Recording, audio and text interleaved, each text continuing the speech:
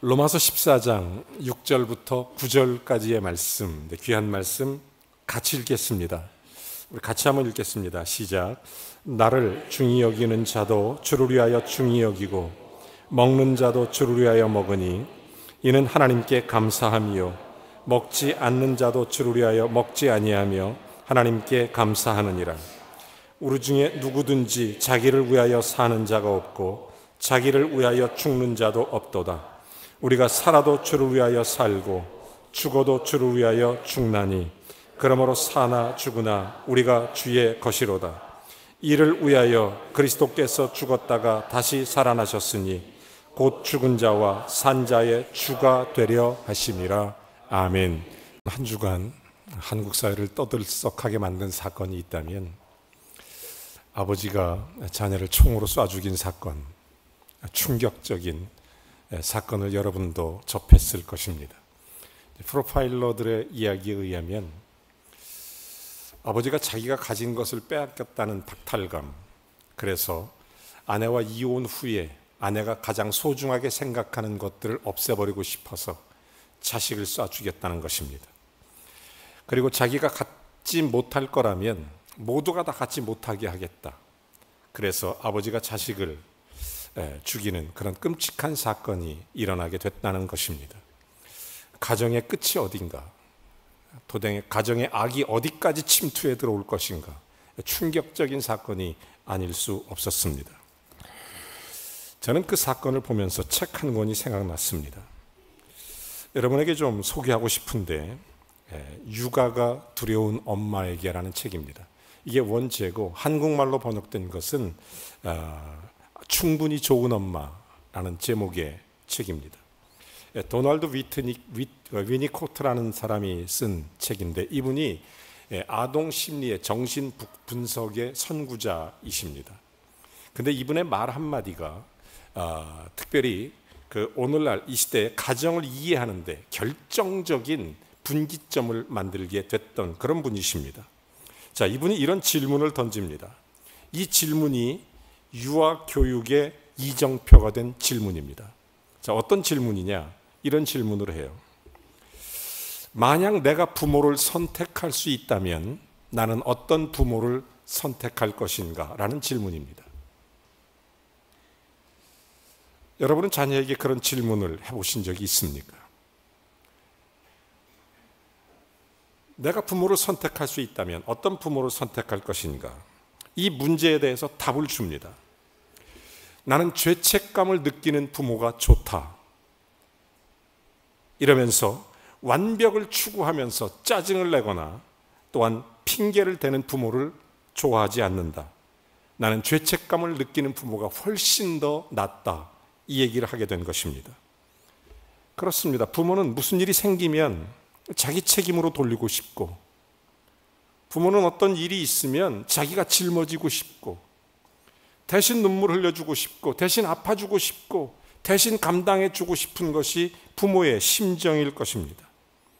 죄책감을 느끼고 있는 그런 부모. 그래서 부모는 어떤 일이 있으면 자기가 자신을 돌아보고 회개하는 것입니다.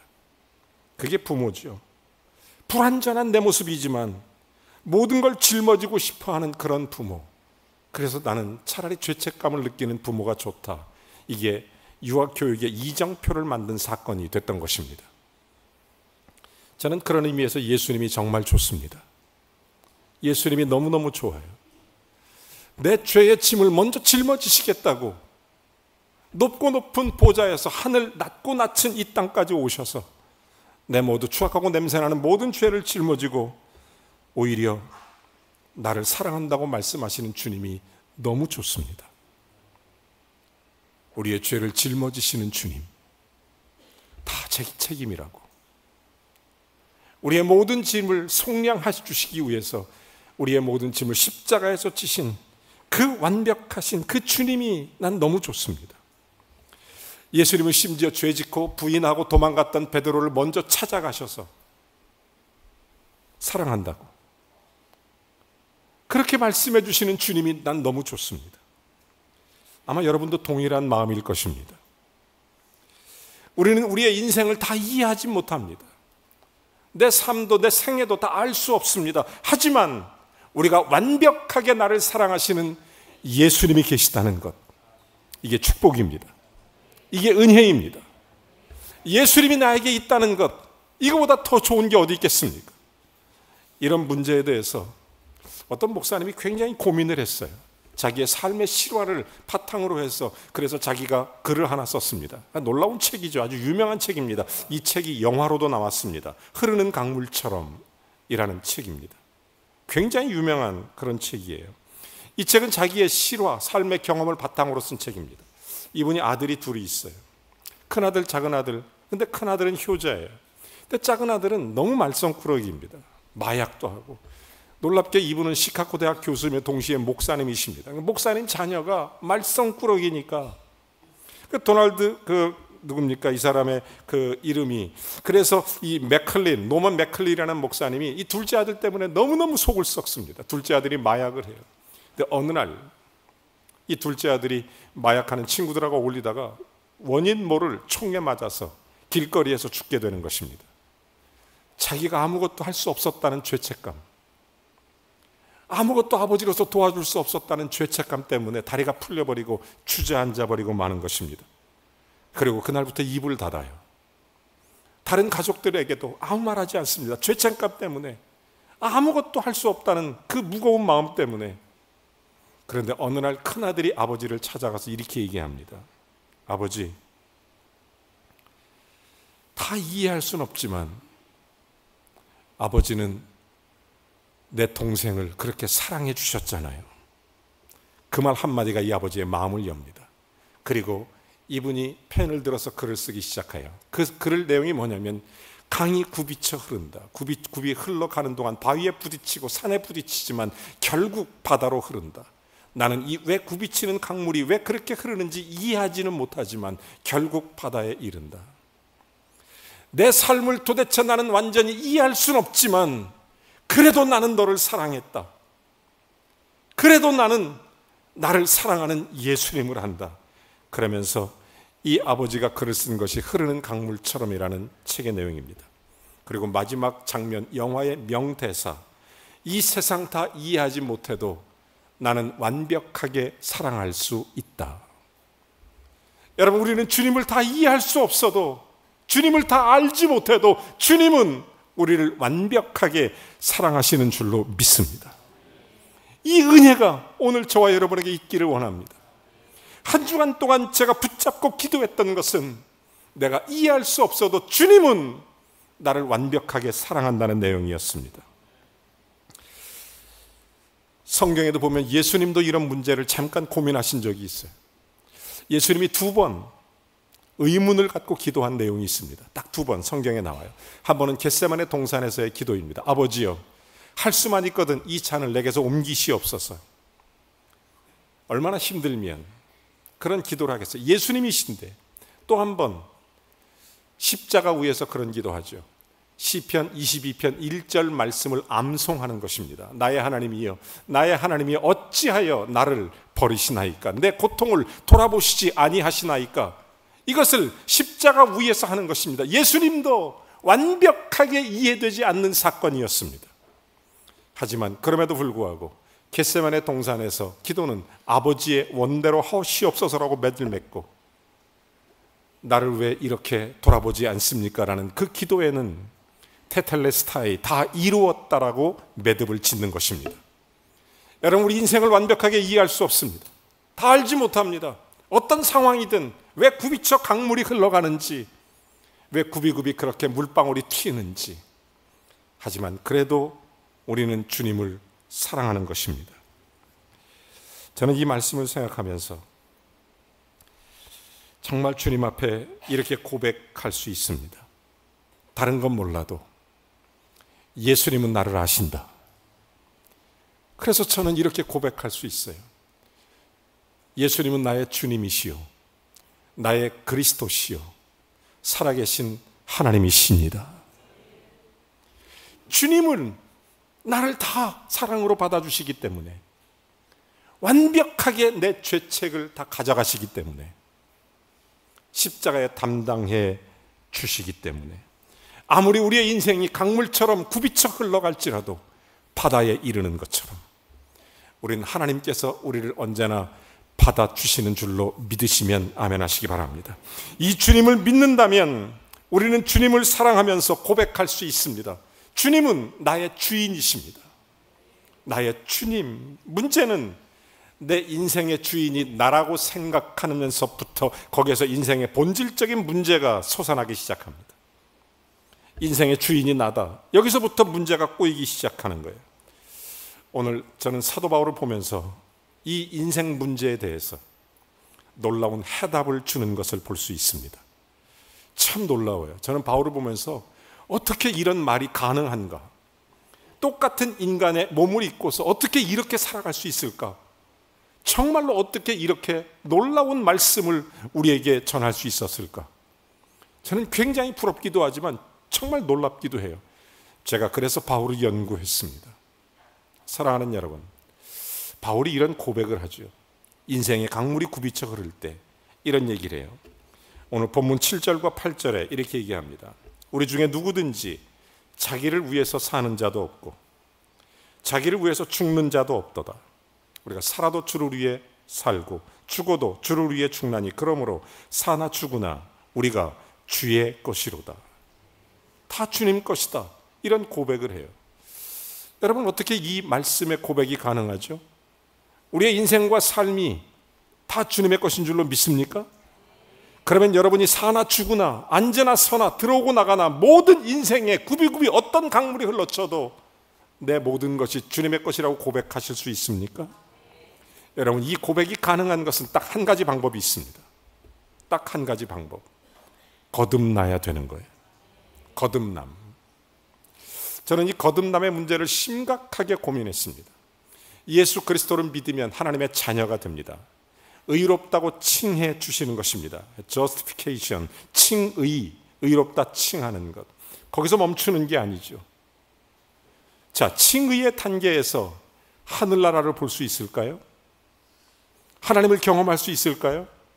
진짜 하나님을 만날 수 있을까요? 내가 예수 믿고 구원받았다. 하나님의 놀라운 손길, 은혜. 그래서 우리는 하나님의 구원의 손길을 은혜라고 말합니다. 축복이라고 말합니다. 하나님께서 해주신 거니까 그저 은혜의 선물이라고 말씀드릴 수 있는 것입니다. 그런데 거기에서 하나님 나라를 직접 경험할 수 있도록 했을까요? 여러분, 어느 날 요한복음 3장에 보면 니고데모라는 청년이 예수님을 밤에 찾아갑니다. 그리고 이렇게 질문하죠. 내가 어떻게 영생을 얻을 수 있습니까? 그래서 그런 질문을 하는 거예요. 여러분, 내가 어떻게 구원받을 수 있습니까? 여러분, 그 질문에 예수님께서 이런 말씀을 우리에게 해주시는 겁니다. 내가 무엇을 믿느냐? 니고데모가 얘기하죠. 나는 당신이 이스라엘의 선생인 줄도 알고 있고 하늘로부터 오신 분이라는 것도 알고 있다. 메시아라는 것도 알고 있다. 그런데 예수님 말씀은 3절에 보면 너희가 거듭나지 아니하면 하나님 나라를 볼 수 없느니라. 이게 예수님의 대답입니다. 이 말을 바꿔 말하면 무엇을 아느냐가 아니라 무엇을 믿느냐가 핵심이라는 것입니다. 그리스도가 나의 주인이라면 내가 그것을 아느냐가 아니라 그것을 믿느냐가 핵심이라는 거예요. 그러면 도대체 거듭남이라는 게 뭘까? 저는 두세 가지가 있다고 봐요. 저는 첫 번째로 요한일서 2장 16절 17절에 보면 이런 말씀이 있어요. 인생의 육신의 정욕, 안목의 정욕, 이생의 자랑은 다 지나가되 지나가는 것들이 있습니다. 그런데 17절에 보면 하나님의 것, 영원한 것은 영원히 있으리라 이렇게 말씀하는 겁니다. 자, 지나가는 것과 영원한 것 차이가 있다는 것이죠. 그러므로 예수 믿고 거듭난다는 것은 우리가 아직 완벽하지는 않지만 지나가는 것을 붙드는 자들이 아니라 영원한 것을 붙드는 삶을 사는 것이 거듭남의 삶인 것입니다. 우리가 세상 것을 뒤에 벗어버리고 하나님의 영원한 것을 붙잡고 살아갈 수 있는 것, 이게 거듭남이에요. 또 하나는 침례를 기억하라고 말씀드리고 싶어요. 침례. 왜 그런 줄 아십니까? 침례를 받는 건 물에 들어가면서 과거에 내 모든 죄를 예수 그리스도와 함께 죽겠다는 것이고 다시 살아남으로 예수 그리스도와 함께 부활하여 이전 것은 죽고 새로운 거듭난 삶을 살겠다는 것입니다. 우리가 늘 언제나 우리의 일상 속에 굽이굽이 흘러가는 강물 속에서 예수 그리스도의 침례를 기억할 수만 있다면 이 상황 속에서 내가 주님의 이름으로 다시 일어섭니다. 주님의 이름으로 다시 부활합니다. 이 믿음을 갖고 살 수 있다면 얼마나 감격적이겠어요. 그러니까 니고데모가 또다시 질문하죠. 도대체 어떻게 내가 엄마 뱃속에 다시 들어갔다 나와야 됩니까? 이런 질문을 하는 거예요. 예수님의 대답, 놀랍게 여기지 말라. 내가 거듭나야 하야 된 것을 내가 알지 못하느냐. 그러면서 하신 말씀, 육으로 난 것은 육이요 영으로 난 것은 영이니라. 여러분, 거듭남이라는 것은 육적인 삶의 방식이 아니라 하나님 나라의 가치 방식으로 바뀌는 것을 말하는 것입니다. 사도 바울이 이거를 완전히 조건 반사 이론처럼 체득한 것입니다. 저와 여러분도 이렇게 거듭난 자의 삶을 살아가기로 결심한다면 그 순간 우리에게 어떤 굽이치는 강물이 있어도 바다로 흘러가듯 그리스도의 품 안에 주님과 함께 승리하게 될 줄로 믿습니다. 저는 정말 이걸 놀랍게 깨달아요. 너무너무 감사한 거예요. 우리도 그런 고백을 할 수 있어야 되는 것입니다. 사랑하는 여러분, 그래서 저는 바울을 볼 때마다 러시아의 심리학자였던 파블로가 생각나요. 조건 반사 이론 아시죠? 자, 개한테 밥을 주는데 밥 주기 전에 항상 종을 칩니다. 나중에는 종만 치니까 개가 와서 침을 흘리더라는 거, 조건 반사. 나는 예수만, 이름만 딱 나오면 바울은 찬송이 나와요. 예수 딱 생각만 하면 그는 감사가 나와요. 예수, 그는 정말 묵상만 하면 주님 앞에 영광이 나와요. 너무너무 늘 언제나 찌르기만 하면 예수가 나와요. 여러분, 우리의 인생과 삶에서 예수가 나오면 어떤 상황 속에서 승리할 수 있습니다. 여러분, 이것이 놀라운 은혜예요. 바울의 신앙생활은 그래서 예수라는 이름만 들어도 행복했고 즐거웠고 감사했고 기뻤고, 어떤 사람은 예수라는 이름만 나오면 한숨이 나오고 화가 나고 그런 사람이 있습니다. 바울은 뭐라고 얘기합니까? 내가 사나 죽으나 예수라는 두 글자만 나오면 나는 이것이 해답이라고 생각합니다. 여러분, 우리의 인생에 어떤 문제가 생길 때 예수가 응답인 줄로 믿습니다. 이것을 믿는다면 우리는 이렇게 고백할 수 있습니다. 다 주님의 것입니다. 다 주님의 것입니다. 여러분, 이것이 얼마나 감사한지 몰라. 이 사실을 인정하고 고백해야 신앙의 길이 열립니다.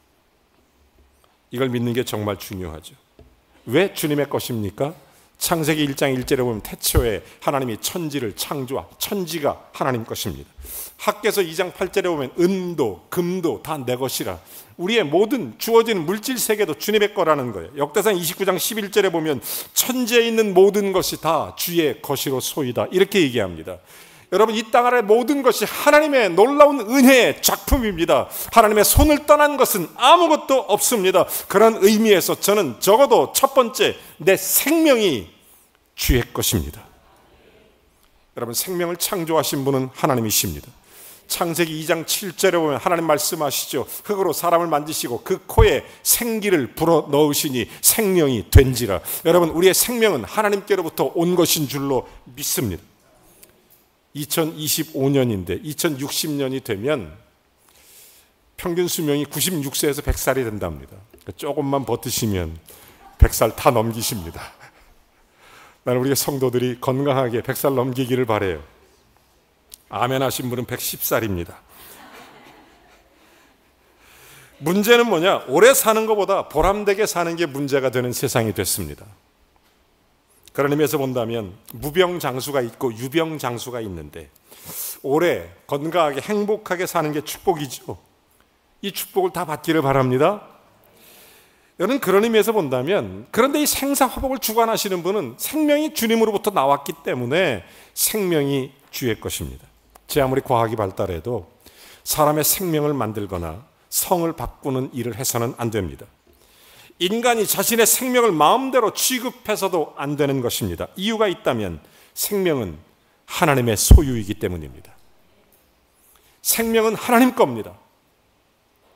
우리의 모든 생명은 하나님 거예요.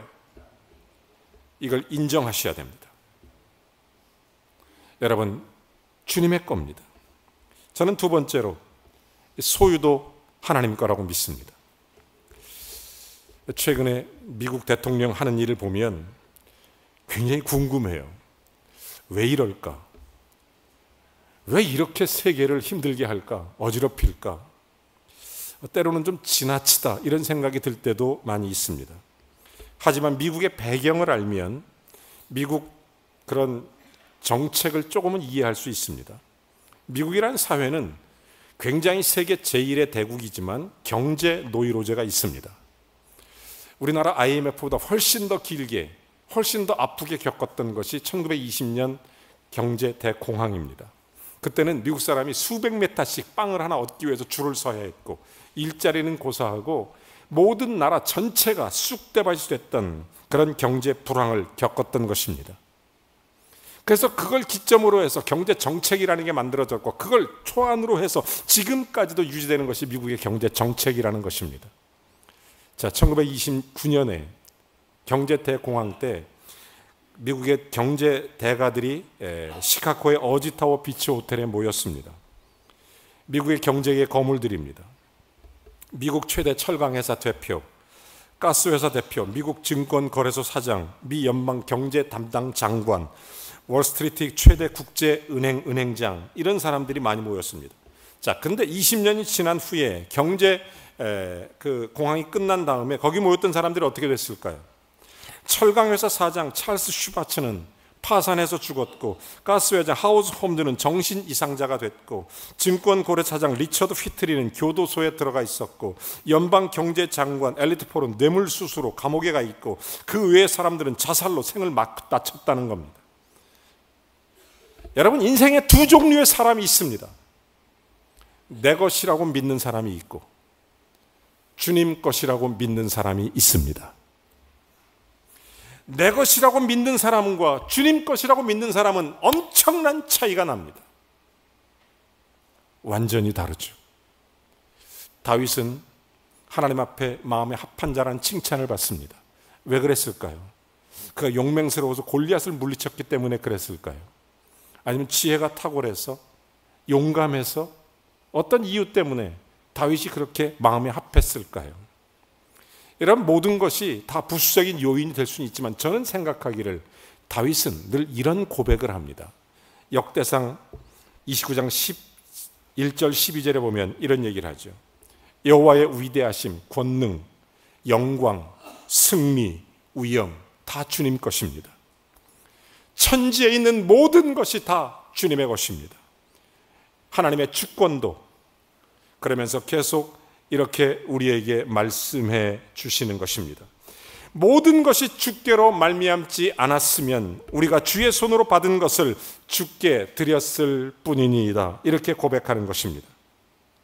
사랑하는 여러분, 다윗은 통치기간 40년 동안 위기도 있었고 굽이치는 강물도 많이 있었지만 이 신앙 때문에 하나님의 축복을 누리게 된 줄로 믿습니다. 다윗 그것 때문에 하나님 마음에 합한 자가 됐다는 것입니다. 현대인이 가장 많이 앓고 있는 질병이 두통이라고 그러죠. 미국은 6천만 명 이상의 두통 환자가 있답니다. 만성 두통. 의약 분업이니까 약품을 제대로 못 사잖아요. 그런데 미국에서 유일하게 아무 가게에 가서든지 살 수 있는 약이 만성 두통약이라는 얘기 들었습니다. 타이레놀 이런 거 막 길거리 슈퍼마켓 가서 판다고 그러더라고요. 그만큼 환자가 많은 거예요. 전문가들이 만성 두통의 이유를 70%가 자세 때문이라고 말씀을 드린답니다. 생각하는 자세, 말하는 자세, 앉아있는 자세, 일하는 자세, 살아가는 자세 때문에 두통이 생긴다는 것입니다. 내가 가진 것이 다 내 것이라고 생각하고 그런 자세로 살면 골치 아파서 살 수가 없습니다. 모든 게 다 내 것이라고 생각하면 머리 아파서 살 수 없어요. 그러나 다 하나님 거라고 생각하면 문제는 다릅니다. 입장이 달라요. 완전히 달라집니다. 여러분, 생명도 소유도 주님의 것임을 믿습니다. 저는 세 번째로 가정도 주님의 것이라고 믿습니다. 신도시 가면, 주변에 신도시 생기면 오래된 동네에 있던 교회가 그 예배당을 매각하고 신도시 아파트촌으로 이주하는 것을 여러분이 많이 보셨을 것입니다. 새로운 지역에서 또 새로운 교회로 출범하는. 그런데 문제는 그 교회를 다른 어떤 슈퍼마켓이나 다른 건물로 그 매각이 돼서 그 자리에 이제 그 종합 쇼핑센터가 생기고 그렇습니다. 그러면 거기가 예전에는 찬송 소리, 기도 소리가 들리던 곳이 이제는 어떻게 돼요? 장사 소리가 들리게 되고, 그것이 어떻게 됩니까? 이제 물건 파는 장소가 돼버리고 마는 것입니다. 제가 실제로 본 건데, 작은 2층 그 건물인데 2층에 댄스홀이 하나 있었어요.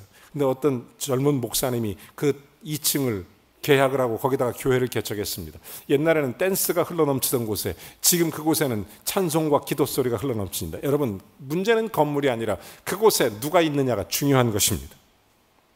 그가 무엇이냐, 그래서 어떤 의미를 갖고 있느냐, 그 가치와 용도에 따라서 건물이 달라지는 거 아니겠습니까? 가정도 마찬가지입니다. 내가 주인이냐, 하나님이 주인이냐에 따라서 용도가 달라집니다. 가치가 달라지는 것입니다. 여러분, 의미가 달라지는 것입니다. 제가 젊은 시절에 우연한 기회에 암을 걸리셨던 귀한 아주 귀 부인이신데, 그 당시에 한 50대 후반쯤 되시는 그런 부인을 우연치 않게 전도했는데 암이라는 사실을 알고, 제가 감사하게도 제가 갖고 있는 것, 그 당시 개척할 당시에 아무것도 없으니까 내가 갖고 있는 것은 예수 그리스도밖에 없어요. 나사렛 예수님밖에. 그래서 제가 믿음으로 기도했습니다. 그런데 하나님께서 놀랍게 그분의 암을 완치시켜 주셨어요. 할렐루야. 그래서 제가 그분의 집에 초청을 받고, 그분이 저희 교회에 개척교회인데 나오기 시작했어요. 이분은 대학교 총장님 부부이십니다. 총장님 은퇴하시고 부인은 사모님이 아주 굉장히 귀한 분들이셨어요. 그런데 지하실 개척교회에 나오시는 거예요. 죄송하기도 하고 너무 감사하기도 하고, 저보다 학식도 너무 인품도 훌륭하시고 그런 분이셨어요. 그런데 그분의 집에 처음에 한번 갔습니다. 저는 태어나서 그런 부잣집 처음 들어가 봤어요. 여러분도 깜짝 놀랄 거예요. 대지가 3,000평쯤 됩니다. 앞에 호수가 쫙 펼쳐 있어요. 대전의 방동이라는 지역에 이렇게 좀 야산인데, 그 야산 전체가 그 집이에요. 뭐 정원도 많고, 정원 관리하시는 분도 몇 분 계시고, 뭐 대단히 그 훌륭하신 분, 돈이 너무 많으신 분이셨어요. 그런데 그걸 쫙 보고 제가 가보니까 진짜로 그 거실 카페트에 호랑이 가죽으로 딱 이렇게 거실 카페트 깔려 있었어요. 처음 봤어요, 저는 그런 거. 큰 장식장이 하나 있었는데 거기에 세계 각국을 돌아다니며 수집한 크리스탈 병이 있었고, 영국 황실의 찻잔도 있었습니다. 그릇, 뭐 다양한 것들이 많이 있었습니다. 비싼 그림도 있고, 제가 거기서 부르는 게 값이라는 적포도주 백년산 발렌타인도 처음 봤습니다. 먹어보진 못했습니다. 부르는 게 값이라더군요. 근데 그 장식잔에 그런 게 몇 개 쫙 있어요. 근데 제가 가만히 들여다보니까 그 안에 예수님 사진도 하나 딱 있었습니다. 제가 그래서 예수님을 자세히 들여다봤더니 예수님 얼굴이 빨개요. 아마 그 장식장에 있는 포도주 냄새에 취해서 그러신 것 같아요. 젊은 목사인 내가 용기를 냈습니다. 그리고 그분께 말씀드렸습니다. 둘 중에 하나는 치우시는 게 좋을 것 같습니다. 어디서 그런 용기가 났는지, 어린 제가 그분께 그런 말씀을 드리기가 쉽지 않았을 것 같아요. 지금 생각해 봐도. 또 저처럼 좀 얌전하고 점잖은 사람이 그렇게 함부로 막 생각나는 대로 얘기하는 사람이 아니거든요, 제가. 그런데 어디서 그런 용기가 났는지, 그래서 그런 말씀을 드렸어요. 제가 생각난 것은 여호수아 24장 15절 말씀이 떠올랐기 때문입니다. 이것은 여호수아의 고별 설교이기도 합니다. 여호수아가 이런 얘기를 해요. 너의 섬길 자를 택하라. 나와 내 집은 여호와를 섬기기로 작정했노라. 이렇게 얘기합니다. 그래서 얘기했어요. 감사하게 그분이 양주를 치웠어요. 저는 분명히 믿습니다. 가정도 주님의 것입니다. 여기에 우리의 신앙생활도, 삶도, 인생도 그 은혜의 풍성함이 달라지는 줄로 믿으시면 아멘 하시기 바랍니다. 마지막으로 하나를 더 말씀드리고 싶은데, 그건 시간도 주님의 것입니다. 낮과 달도, 그리고 달과 별도, 월과 일도 다 주님의 것입니다. 내 멋대로 사용해서는 안 됩니다. 그 가운데 주님 다시 사신 부활을 기념하는 주일날이 있습니다. 그래서 우리는 주일을 거룩하게 지키는 것입니다. 여러분, 공산주의 국가, 불교 국가, 회교 국가는 주일날이 없습니다. 여러분, 정말 하나님을 섬기는 나라만 주일날이 있는 것입니다. 여러분, 주님이 부활하셨고 주님이 주일에 성령이 강림하신 날입니다. 사도들은 주일에 예배드렸고 사도들은 주일에 성경을 가르쳤습니다. 주님의 날과 내 날, 주님의 시간과 내 시간을 혼돈하지 않기를 주님의 이름으로 부탁합니다. 인생을 살면서 이걸 혼돈하지 마십시오. 이사야서 58장 1절에 보면 너희는 인생을 살면서 주일날 오락을 금하라 이렇게 말합니다. 그리고 이사야서 58장 14절에 보면 그리하면 여호와 안에서 즐거움을 얻을 것이며 너를 그 안에서 높여주리라 이렇게 말씀하시는 것입니다. 주님의 날을 거룩하게 구별하라는 것, 날과 일과 월과 그리고 시간을 주님의 것이라는 것을 고백하라는 것입니다. 미국 정치사에 보면 미국 대통령들이 다 마음에 드는 건 아니지만 20대 대통령 가필드라는 대통령이 있습니다. 이분이 믿음이 참 좋으세요. 이분이 대통령 된 지 얼마 안 돼 백악관에 갔는데 비서실장이 찾아와서 하는 말이 카카 이번 주일에 강요회의가 있습니다. 지금 경제 위기 상황이고 강요들이 전부 모이니까 대통령과 꼭 참석하셔야 됩니다. 근데 이 가필드가 뭐라고 얘기하냐면 이렇게 얘기합니다. 아 미안하다. 내가 그날은 선약이 있다. 아니 제가 모르는 선약이 있습니까? 누구십니까? 너무 중요한 선약이다. 너무너무 오래전부터 했던 선약이다. 너무너무 귀한 것이다. 제가 모르는 선약이 무엇입니까? 그랬더니 가필드가 이렇게 얘기합니다. 주님과 약속했다. 유명한 얘기입니다. 여러분 그 사건이 미국의 경제 공황을 탈출하는 분기점이 됐다는 것을 여러분은 아십니까? 주님과의 약속이다. 주님이 소중합니다. 주님을 내 날처럼 마음대로 쓰지 않기를 원합니다. 주님의 날을 제대로 지켜야 합니다. 악을 멀리하고 하나님을 가까이 하는 날로 삼아야 될 줄로 믿습니다. 시간도 주님의 것입니다. 그렇습니다. 생명도, 소유도, 가정도, 삶도, 시간도 다 주님의 것입니다.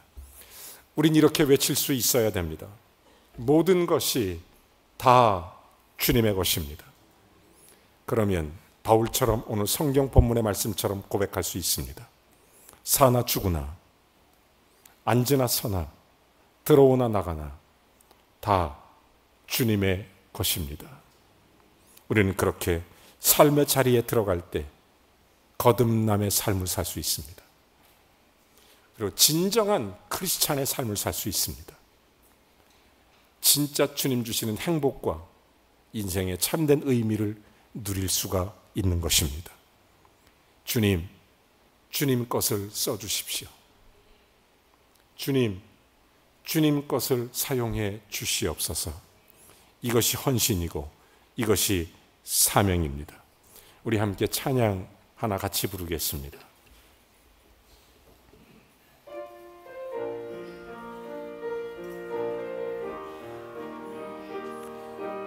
우리 연약한 우리의 모습이지만 주님 앞에 회개하는 마음으로 찬양합니다.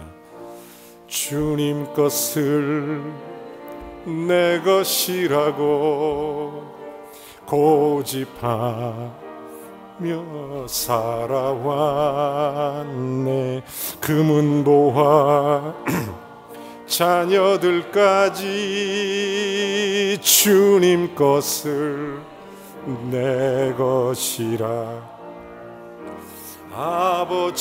아버지여 철없는 종을 용서하여 주옵소서. 맡긴 사명 맡긴 재물을 주를 위해 쓰렵니다. 전한 이 몸 내 것이라고 주의 일을 멀리 했네. 주신 이도 주님이시요 쓰신 이도 주님이라. 아버지여 불충한 종을 용서하여 주옵소서.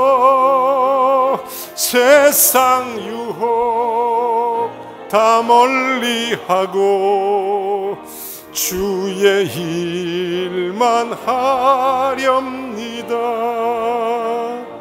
주님 사랑 받기만 하고 감사할 줄 몰랐었네. 주님 말씀 듣기만 하고 실행하지 못했었네. 주여, 아버지여,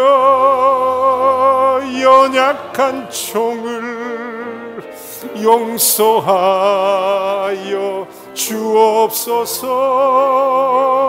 주님 명령 순종하면서 주를 위해 살렵니다.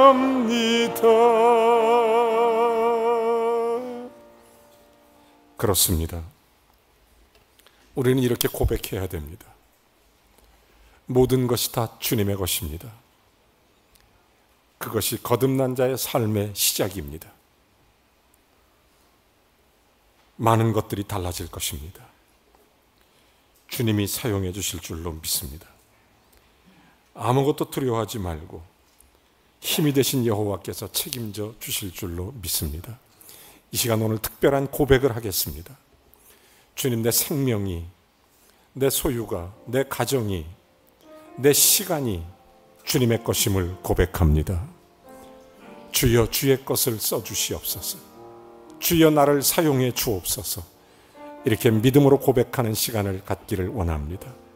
주님 앞에 믿음의 고백을 드립니다. 하나님 아버지, 주님 앞에 엎드려 고백합니다. 내 생명이, 내 소유가, 내 가정이, 내 삶이 주님의 것임을 고백합니다.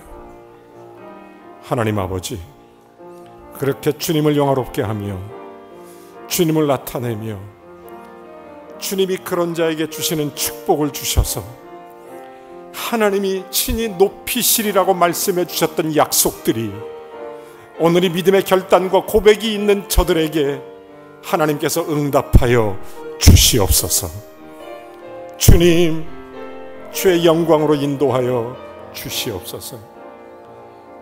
예수님의 이름으로 기도하옵나이다. 아멘. 우리 찬양 하나 더 하겠습니다. 믿음으로 주님만 붙잡고 주님이 나의 전부이십니다. 주님이 나의 모든 것임을 고백하며 찬양합니다. 아무것도 두려워 말라. 주 너의 하나님이 지켜주시리. 놀라지 마라, 겁내지 마라. 주님 나를 지켜주. 아무것도 두려워 말라. 아무것도 두려워 말라. 주 너의 하나님이 지켜주시네. 놀라지 마라, 겁내지 마라. 주님 나를 지켜주시네. 내 맘에 힘이 겨워 지칠지라도 주님 나를 지켜주시네. 아멘. 세상에 험한 풍파 몰아칠 때도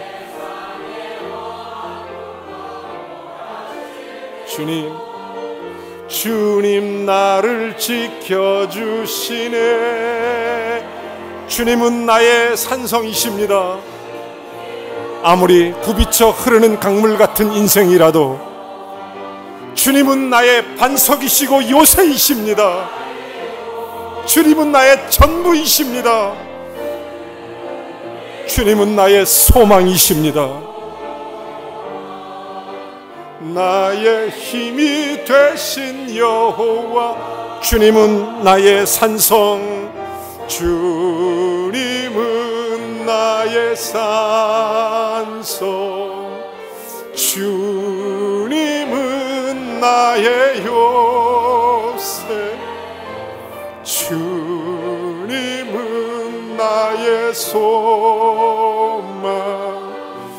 나의 힘이 되신 여호와. 다 같이 한번 손들고 찬양합니다.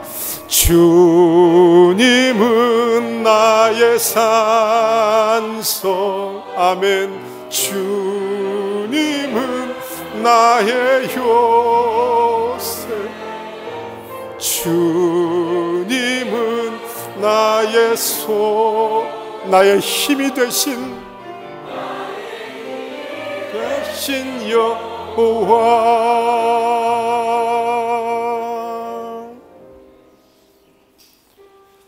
이번 주간에 기도하면서 받았던 응답을 여러분께 잠깐 나누고 싶습니다. 저는 기도할 때 흐르는 강물 같은 인생을 살아가는 성도들을 위해서 기도했습니다.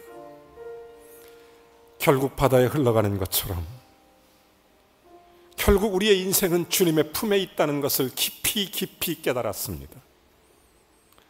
어떻게 이런 삶을 살아갈 수 있을까?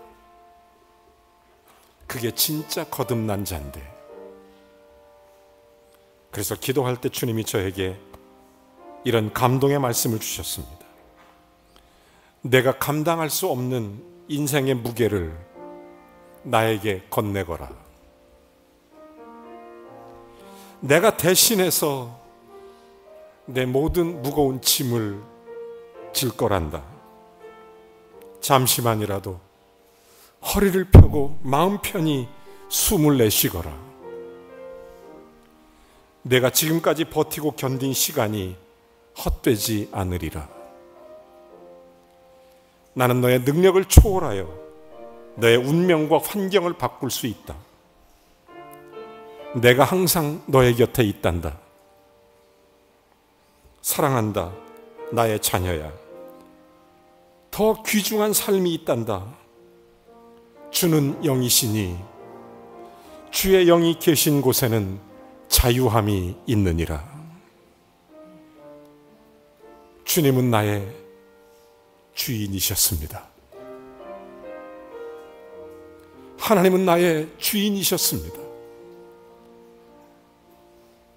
내 모든 것이 다 주님 것이라고 고백하는 자에게 하나님은 우리에게 이렇게 말씀하십니다.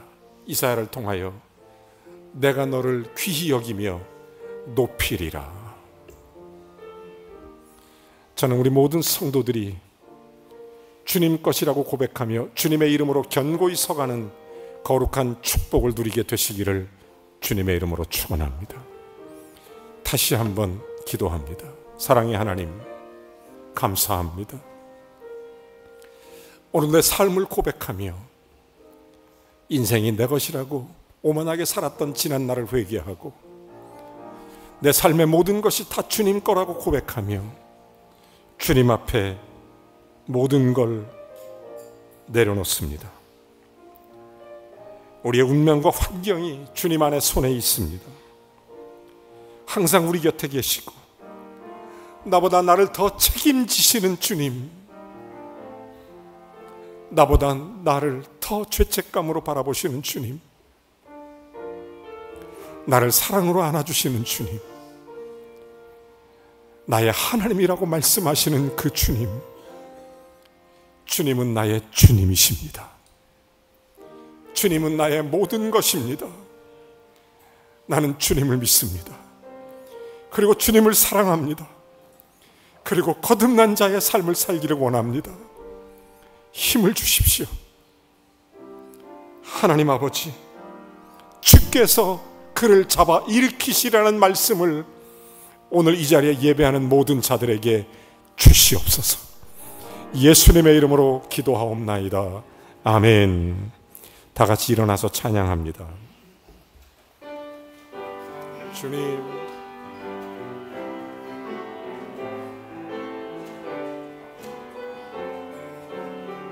찬양하라 내 영혼아.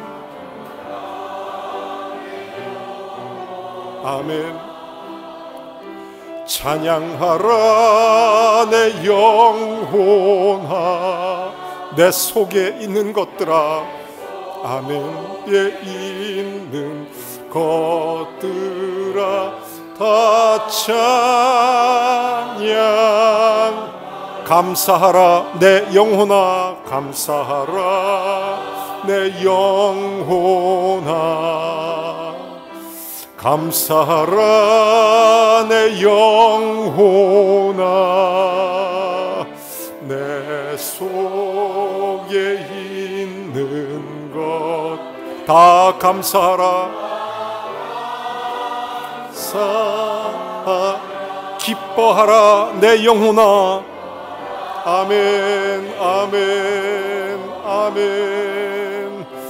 기뻐하라 내 영혼아, 내 속에 있는 것들아 다 기뻐하라.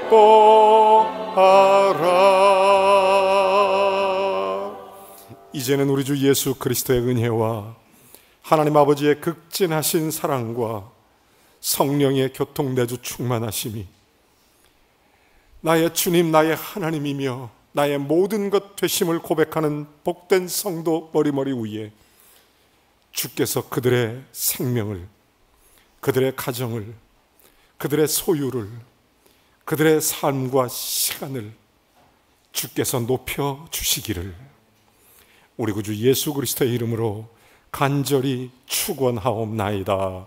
아멘.